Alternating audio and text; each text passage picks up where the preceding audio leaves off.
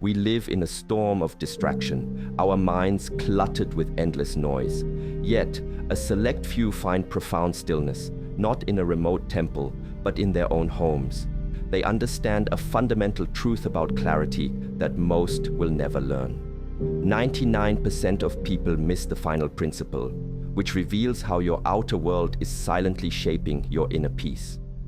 To skip it is to remain lost in the storm. Morning foundation. The quality of your day is not determined by chance, but by the intention you bring to its first moments.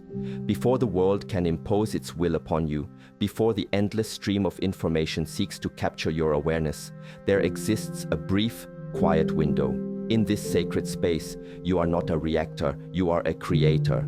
Those who cultivate a life of deep purpose understand this.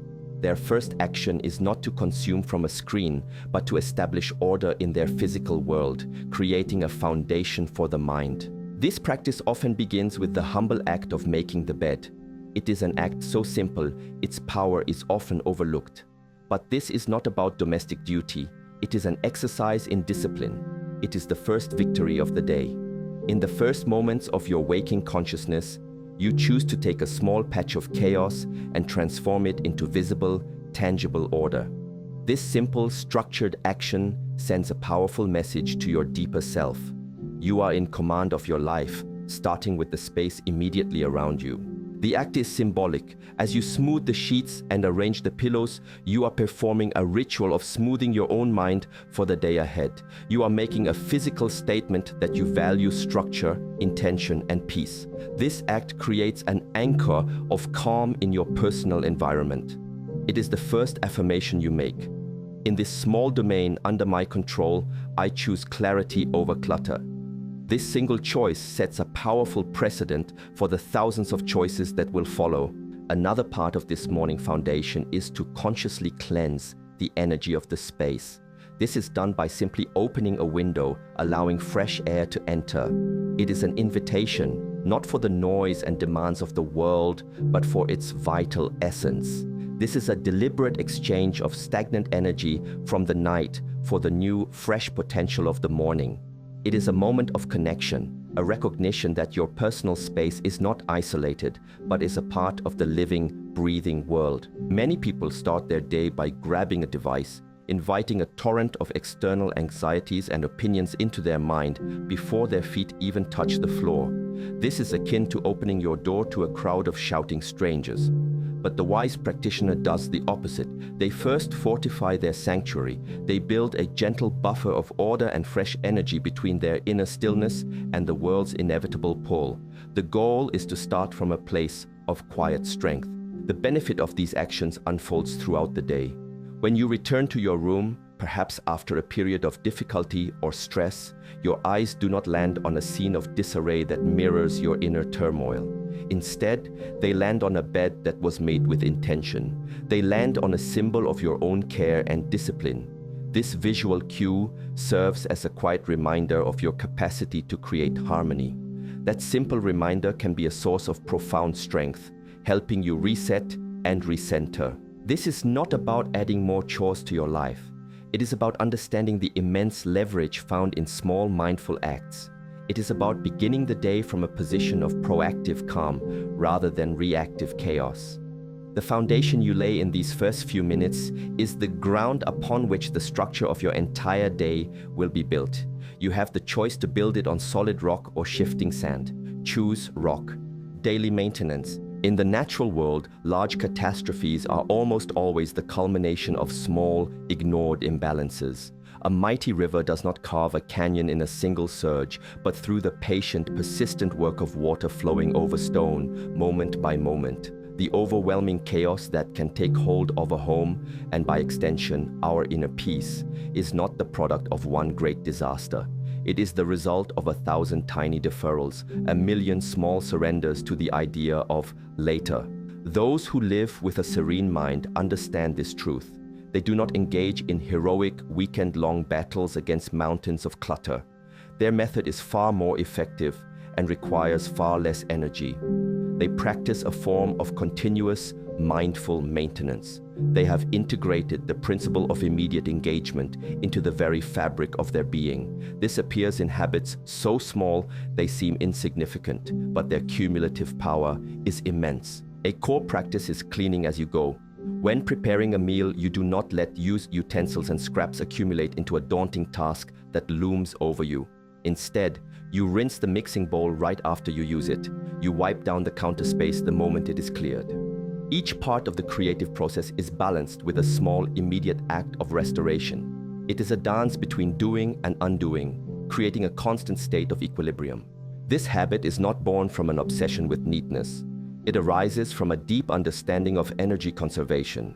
The physical and mental energy required to wash a single bowl immediately is trivial.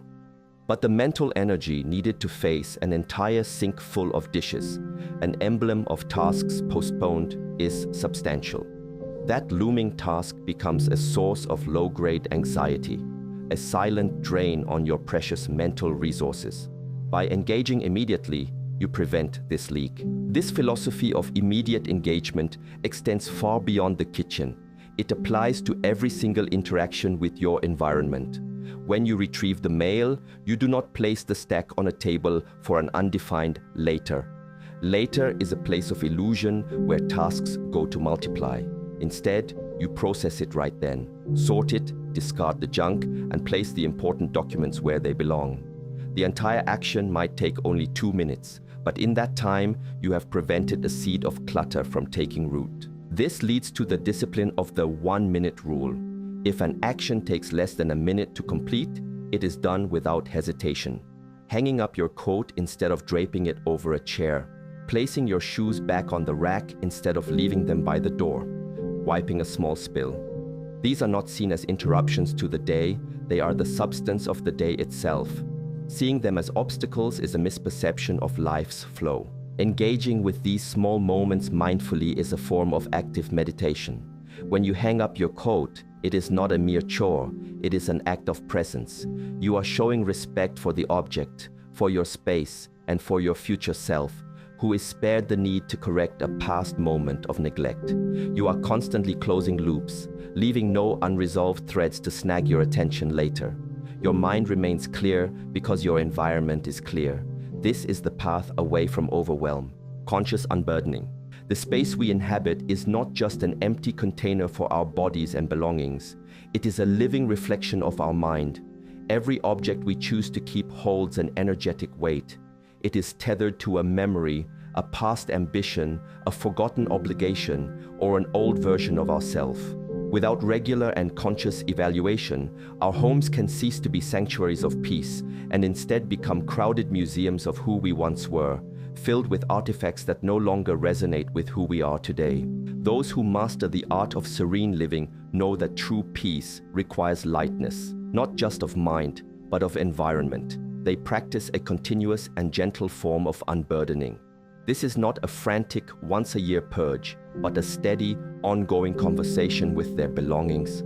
They understand that a home's primary function is to support the present life being lived within it, not to store the past. One of the key practices is the principle of one in, one out.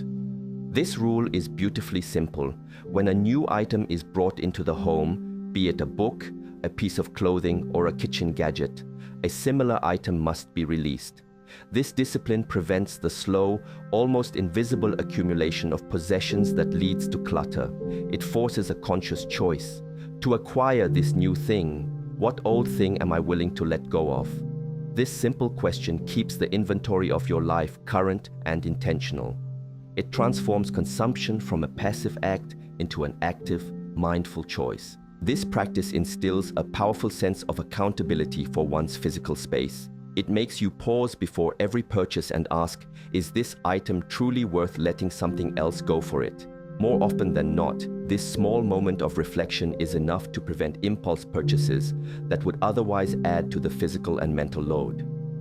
You begin to see your home not as a limitless container, but as a carefully curated space where every single object has earned its right to be there. Another part of this conscious unburdening is the regular review of what you already own.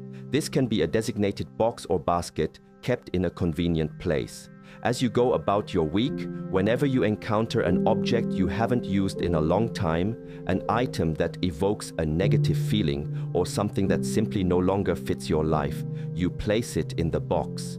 You don't have to make a final decision in that moment. You are simply earmarking it for review. Once a week or once a month, you look into the box. With a bit of distance, the decision is often much clearer. You can see the items not as personal attachments, but simply as objects that have completed their purpose in your life. Releasing them, donating, recycling, or discarding them becomes an act not of loss, but of liberation. It is a physical act of letting go that mirrors the mental act of releasing old patterns and outdated thoughts. Through this gentle and continuous process, the home remains a vibrant and supportive environment. It is not filled with the ghosts of past hobbies or the obligations of gifts you never wanted. It is filled only with what is beautiful, useful, or deeply cherished in the present moment. This creates a powerful feedback loop. A clear, unburdened home helps to foster a clear, unburdened mind. And a clear mind is better able to discern what truly belongs in the home. It is a virtuous cycle of clarity. Evening reset. Just as the beginning of the day is set by the foundation you create, the quality of your rest and the peace of your next morning are determined by how you close the day.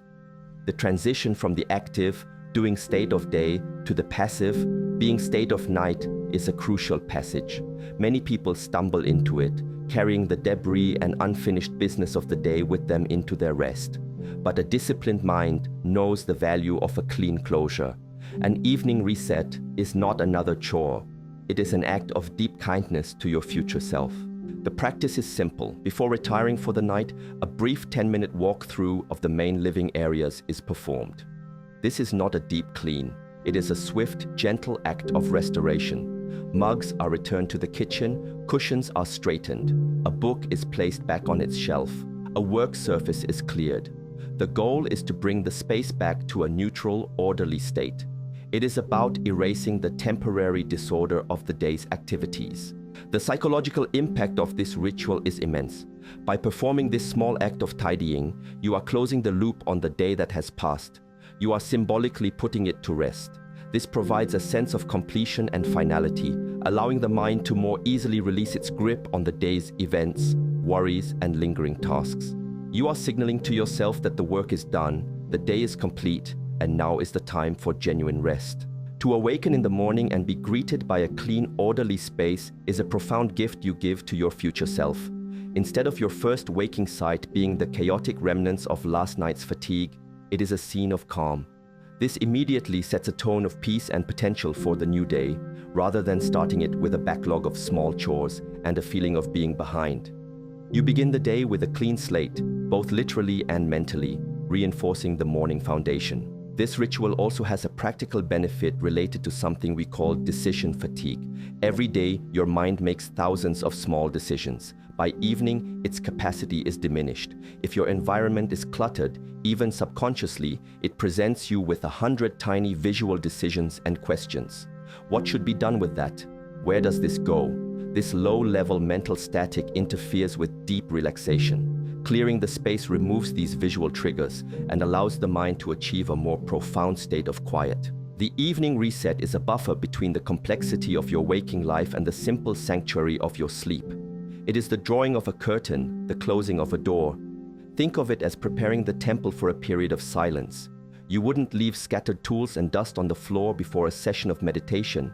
Similarly, you prepare your home, the temple of your life, for the sacred state of rest.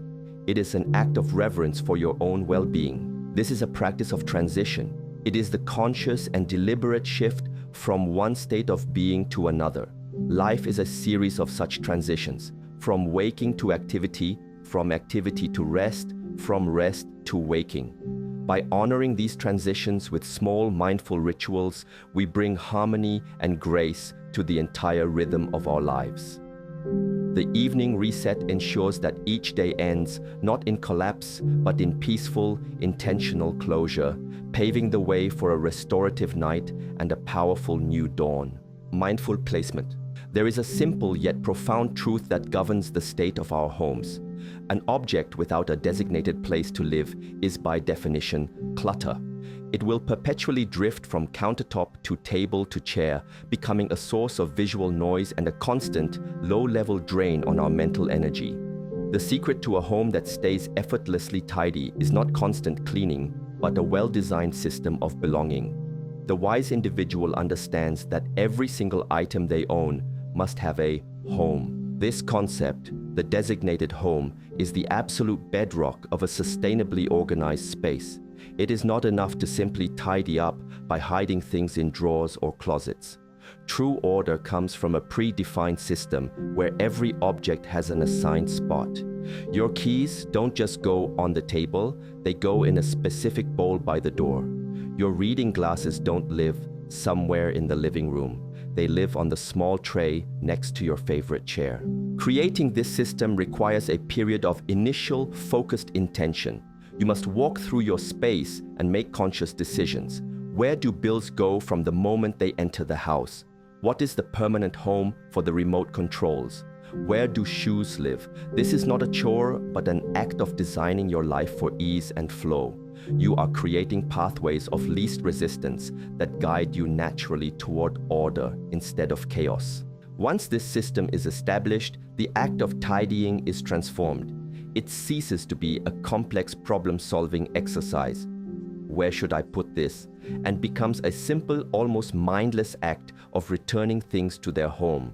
This dramatically lowers the activation energy required to maintain order.